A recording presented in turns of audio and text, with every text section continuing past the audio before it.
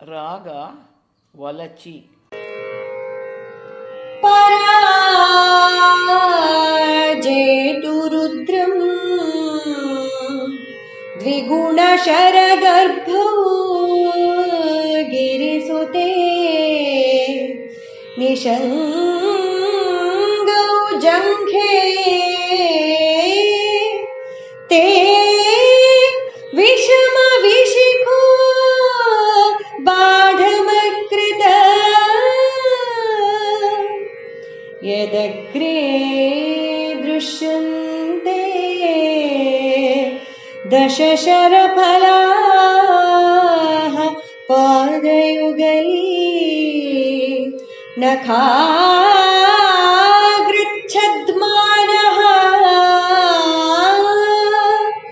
ಸುರಮುಕುಟಶಾಣೈಕ ನಿಶಿತಾಃ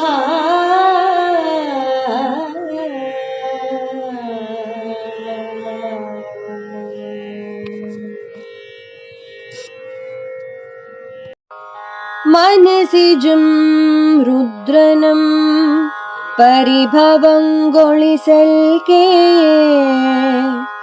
ಮನವಿಟ್ಟು ತವ ಜಂಘೆ ಇಮ್ಮಡಿಯ ಬಾಣದಿಂದನು ವಿಂದೆರಡು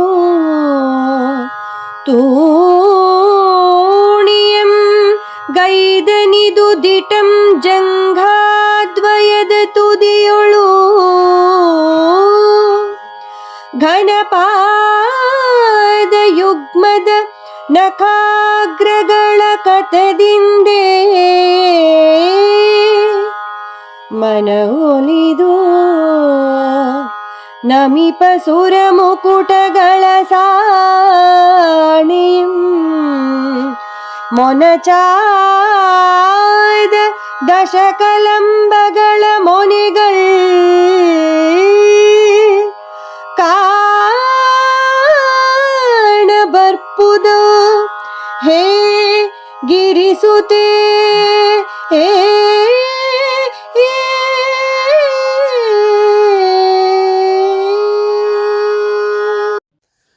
ವಿಚಾರ್ಯಂ ಸರ್ವವೇದಾಂತೈಃ ಸಂಚಾರ್ಯಂ ಹೃದಯಾಂಬುಜೆ ಪ್ರಚಾರ್ಯಂ ಸರ್ವಲೋಕೇಶು ಆಚಾರ್ಯಂ ಶಂಕರಂ ಭಜೆ. ಯತ್ಕೃಪಾಲೇಶಮಾತ್ರೇಣ ಮಲಿನೋ ನಿರ್ಮಲಾಯತೆ ದೇಶಿಕಂ ತಮಹಂ ಮುಂದೆ ಶ್ರೀಮಚ್ಛಂಕರ ಭಾರತೀಂ. ಸೌಂದರ್ಯಲಹರಿಯ 83ನೆಯ ಪದ್ಯವನ್ನು ಭಗವತ್ಪಾದರು ದೇವಿಯ ಮೊಣಕಾಲುಗಳ ವರ್ಣನೆಗೆ ಮೀಸಲಾಗಿಟ್ಟಿದ್ದಾರೆ. ಇಲ್ಲಿ ಆಚಾರ್ಯರು ಈ ರೀತಿಯಾಗಿ ಜಗನ್ಮಾತೆಯನ್ನು ಸ್ತೋತ್ರ ಮಾಡ್ತಾ ಇದ್ದಾರೆ. ಹೇ ಗಿರಿಸುತೆ, ಹೇ ಅಗಜೆ, ವಿಷಮ ವಿಶಿಖಃ ಬೆಸಸಂಖ್ಯೆಯ ಬಾಣಗಳುಳ್ಳ ಮನ್ಮಥನು, ರುದ್ರಂ ಹರನನ್ನು ಪರಾಜೇತುಂ ಸೋಲಿಸಲು, ದ್ವಿಗುಣ ಶರಗರ್ಭೌ ತನ್ನದಾದ 5 ಬಾಣಗಳನ್ನು ಇಮ್ಮಡಿಯಾಗಿ ತುಂಬಿರುವ, ನಿಷಂಗೌ ಬತ್ತಳಿಕೆಗಳನ್ನಾಗಿ, ತೇ ನಿನ್ನ ಜಂಘೆ 2 ಮೊಳಕಾಲುಗಳನ್ನು ಬಾಢಂ ನಿಶ್ಚಯವಾಗಿ ಅಕೃತ ಮಾಡಿದನು. ಯದಗ್ರೆ ಹೇಗೆಂದರೆ ಆ ಬತ್ತಳಿಕೆಗಳ ತುದಿಯಲ್ಲಿ, ಪಾದಯುಗಲೇ ನಖಾಗ್ರಚ್ಛದ್ಮಾನಃ ನಿನ್ನೆರಡು ಪಾದಗಳ ಉಗುರು ಕೊನೆಗಳೇ ನೆಪವಾಗಿರುವ, ಸುರಮಕುಟ ಶಾಣೈಕ ನಿಶಿತಾಹ ಇಂದ್ರಾದಿ ದೇವತೆಗಳ ಕಿರೀಟಗಳೆಂಬ ಸಾಣೇಕಲ್ಲಿನಿಂದ ಉಜ್ಜಿ ಹರಿತವಾದ, ದಶಶರ ಫಲಾಹ 10 ಬಾಣಗಳ ಅಲುಗುಗಳು ದೃಶ್ಯಂತೆ ಕಾಣುತ್ತಿವೆ. ಹೇ ಗಿರಿಜೆ, ನಿನ್ನೆರಡು ಮೊಳಕಾಲುಗಳು 2 ಬತ್ತಳಿಕೆಗಳಂತೆ ತೋರ್ತಾ ಇವೆ. ಪ್ರಾಯಶಃ ಮನ್ಮಥನು ಹರನನ್ನು ಸೋಲಿಸಲು ನಿನ್ನೆರಡು ಮೊಳಕಾಲುಗಳನ್ನೇ ತನ್ನ ಬತ್ತಳಿಕೆಯನ್ನಾಗಿ ಮಾಡಿಕೊಂಡು ತನ್ನ 5 ಬಾಣಗಳನ್ನು ಇಮ್ಮಡಿಯಾಗಿ ಮಾಡಿ ಈ 2 ಬತ್ತಳಿಕೆಗಳಲ್ಲಿ 5 ತುಂಬಿಟ್ಟಿರಬೇಕು. ನಿನ್ನ ಪಾದಗಳ ತುದಿಯಲ್ಲಿ ಕಾಣುತ್ತಿರುವ ಉಗುರುಗಳೆಂಬ ಈ ಬಾಣದ ಅಲಗುಗಳು ಇಂದ್ರಾದಿ ದೇವತೆಗಳ ಕಿರೀಟಗಳೆಂಬ ಸಾಣೇಕಲ್ಲುಗಳಿಂದ ಉಜ್ಜಿ ಉಜ್ಜಿ ನಿನ್ನ ಪಾದಗಳಿಗೆ ಪುನಃ ಪುನಃ ನಮಸ್ಕರಿಸಿರುವುದರಿಂದ ತುಂಬ ಮೊನಚಾಗಿ ಕಾಣ್ತಾ ಇವೆ ಅಂತ ಇಲ್ಲಿ ಮೊಳಕಾಲುಗಳ ವರ್ಣನೆಯನ್ನು ಆಚಾರ್ಯರು ಮಾಡ್ತಾ ಇದ್ದಾರೆ. ಒಂದು ರೀತಿಯಲ್ಲಿ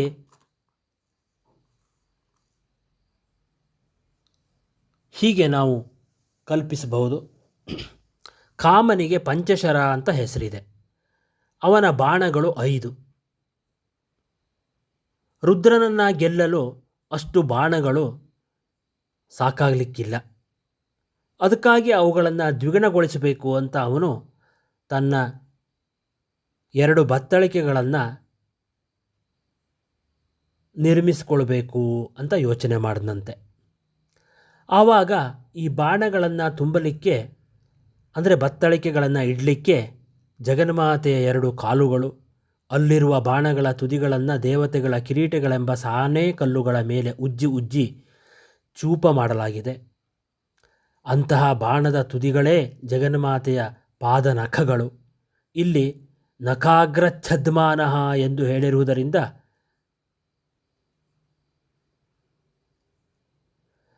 ಕೈತವಾಪನ್ಹುತಿ ಎಂಬ ಅಲಂಕಾರ.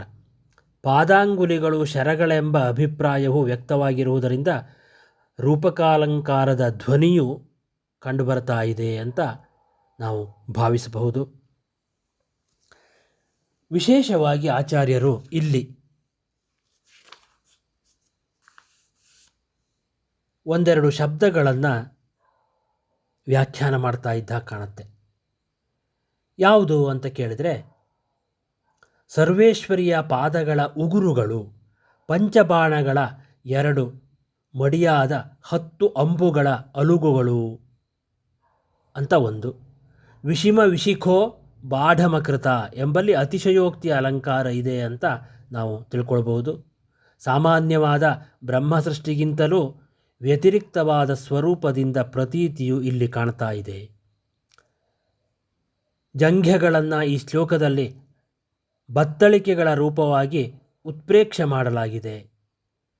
ಹಾಗಾಗಿ ಇಲ್ಲಿ ಉತ್ಪ್ರೇಕ್ಷಾಲಂಕಾರವೂ ಇದೆ ಅಂತ ಕಲ್ಪಿಸಬಹುದು. ದೇವಿಯ ಜಂಘೆ, ಕಣಕಾಲು, ಪಾದ ಮತ್ತು ಮಂಡಿ ಚಿಪ್ಪಿನ ನಡುವಿನ ಭಾಗ ಕಾಮದೇವನ ಬತ್ತಳಿಕೆಗೆ ಬಾಣಗಳ ಕೋಶ ಎಂದು ವರ್ಣಿಸಿದೆ. ಅವನ ವಿಜಯೋತ್ಸವದ ಜೋಕಾಲಿ ತೂಗುಮಣಿ ಎಂದು, ಅದರಡಿಯ ಚರಣಗಳು ಪದಾನತರಾದ ದೇವತೆಗಳ ಮಣಿಮಯ ಕಿರೀಟಗಳಲ್ಲಿ ಸಾಣೆ ಹಿಡಿದ ಉಗುರುಗಳೆಂಬ ಮೊನಚಾದ ಅಲುಗುಗಳೆಂದೂ ವರ್ಣಿಸಿದೆ. ಒಂದು ರೀತಿಯಲ್ಲಿ ಇದು ರೂಪಕಾಲಂಕಾರದ ಸುಂದರ ನಿದರ್ಶನ ಅಂತ ನಾವು ತಿಳ್ಕೊಳ್ಬಹುದು. ಲಲಿತಾ ಸಹಸ್ರನಾಮದ 41ನೆಯ ನಾಮದಲ್ಲಿ ಇಂದ್ರಗೋಪ ಪರಿಕ್ಷಿಪ್ತ ಸ್ಮರತೂಣಾಭ ಜಂಘಿಕಾ ಅಂತ ಒಂದು ನಾಮ ಬಂದಿದೆ. ಇಂದ್ರಗೋಪ ಅತ್ಯಂತ ಕೆಂಪು ಬಣ್ಣವುಳ್ಳ ಒಂದು ಬಗೆಯ ಹುಳು. ಇದರಿಂದ ಮಾಡಲ್ಪಟ್ಟ ಅಂದರೆ ಇಂದ್ರಗೋಪಗಳಿಂದ ಮಾಡಲ್ಪಟ್ಟ ಮನ್ಮಥನ ಬತ್ತಳಿಕೆಯಂತಿರುವ ಜಂಘೆ, ಮೊಣಕಾಲುಗಳುಳ್ಳವಳು ಅಂದರೆ ಮೀನಖಂಡಗಳುಳ್ಳವಳು ಜಗನ್ಮಾತೆ ಅಂತ ನಾವು ಅರ್ಥೈಸಬೇಕು. ಲಲಿತಾ ಸಹಸ್ರನಾಮದಲ್ಲಿ ಈ ರೀತಿಯಾಗಿ ಅರ್ಥೈಸಿದ್ದಾರೆ. ಈ ಶ್ಲೋಕದಲ್ಲಿ ಮನ್ಮಥನ ಪಂಚಬಾಣಗಳನ್ನು 2 ಕೋನಗಳಿಂದ ವಿವರಿಸಲಾಗಿದೆ. ಮನ್ಮಥನು ದೇವಿಯ ಚರಣದಾಸ, ಹರನನ್ನು ಜಯಿಸಬೇಕು, ಜಗನ್ಮಾತೆಯ ಅನುಗ್ರಹವನ್ನು ಪಡೆಯಬೇಕು ಹೇಳುವ ಒಂದು ಅಪೇಕ್ಷೆಯಿಂದ ಅರವಿಂದ, ಅಶೋಕ, ಚೂತ, ನವಮಲ್ಲಿಕ, ನೀಲೋತ್ಪಲ ಎಂಬ ಮೃದುವಾದ ಪುಷ್ಪ ಬಾಣಗಳು. ಅರವಿಂದ ಇದು ರೂಪ, ಅಶೋಕ ಇದು ಒಂದು ಸ್ಪರ್ಶ, ಚೂತ ರಸ, ನವಮಲ್ಲಿಕ ಗಂಧ, ನೀಲೋತ್ಪಲ ಶಬ್ದ. ಈ 5 ದ್ವಿಗುಣಗೊಳಿಸಿ ಅವುಗಳನ್ನು ಇಡಲಿಕ್ಕೆ ಒಂದು ಬತ್ತಳಿಕೆ ಇವನಿಗೆ ಬೇಕಾಗಿತ್ತು, ಮನ್ಮಥನಿಗೆ. ಹೀಗಾಗಿ ಆ ಬತ್ತಳಿಕೆಯ ರೂಪದಲ್ಲಿ ಇದನ್ನು ಮಾಡಿಕೊಂಡ ಹೇಳುವಂತಹ ಅರ್ಥ ಕಂಡುಬರ್ತಾ ಇದೆ. ಬತ್ತಳಿಕೆಯಲ್ಲಿ ದೇವತೆಗಳ ಅಥವಾ ಇಂದ್ರಿಯಗಳ ಕಿರೀಟದಿಂದಲೇ ದೇವಿಯ ಚರಣಕ್ಕೆ ನಮಿಸಿದ ಹರಿತವಾದ ಉಗುರುಗಳು ಹರಿತವಾದ ಆಯುಧಗಳಂತೆ ದುಷ್ಟರ ಶಿಕ್ಷೆಗಾಗಿ ಇವೆ ಅಂತ ನಮಗೆ ತಿಳಿದು ಬರುತ್ತೆ. ಯಾರಾದರೂ ಒಂದು ಸೈನ್ಯದ ನೇತೃತ್ವವನ್ನು ಅಥವಾ ಯಾವುದಾದರೂ ಒಂದು ಗುಂಪಿನ ಮುಖಂಡತ್ವವನ್ನು ವಹಿಸಿಕೊಂಡು ಅದರಲ್ಲಿ ತಾನು ವಿಶೇಷವಾದಂತಹ ಸಾಧನೆಯನ್ನು ಮಾಡಬೇಕು ಹೇಳುವಂತಹ ಅಪೇಕ್ಷೆ ಉಳ್ಳವರು ಈ ಸ್ತೋತ್ರವನ್ನು, ಈ ಶ್ಲೋಕವನ್ನು ಪಠನ ಮಾಡಿದರೆ ಖಂಡಿತವಾಗಿ ಅವರಿಗೆ ಸಿದ್ಧಿಯಾಗುತ್ತೆ. ಇನ್ನು ವ್ಯಾವಹಾರಿಕ ಭಾಷೆಯಲ್ಲಿ ಹೇಳಬೇಕು ಅಂತಾದರೆ, ಯಾವುದಾದರೂ ಒಂದು ವಿಷಯದಲ್ಲಿ ಜಯಿಸಬೇಕು. ಇವತ್ತಿನ ದಿನಗಳಲ್ಲಿ ರಾಜಕಾರಣದಲ್ಲಿ ಪಟುತ್ವವನ್ನು ಪಡೆಯಬೇಕು ಅಂತಾದರೆ ಇದರ ಒಂದು ಅನುಷ್ಠಾನದಿಂದ ಅದೂ ಲಭ್ಯವಾಗುತ್ತೆ ಅಂತ ನಮಗೆ ಕಂಡುಬರುತ್ತೆ. ಗಜ ತುರಗ ಸೈನ್ಯ ಸ್ತಂಭನಾ ಸಾಮರ್ಥ್ಯದಿಂದ ಇದು ಪ್ರಸಿದ್ಧವಾಗಿದೆ, ಅನುಷ್ಠಾನಕ್ಕೆ ಯೋಗ್ಯವಾಗಿದೆ, ಉಪಾಸನೆಗೆ ಅತ್ಯಂತ ಯೋಗ್ಯವಾದಂತಹ ಒಂದು ಮಂತ್ರ ಮಣಿಯಾಗಿದೆ ಅಂತ ನಾವು ತಿಳ್ಕೊಳ್ಬಹುದು.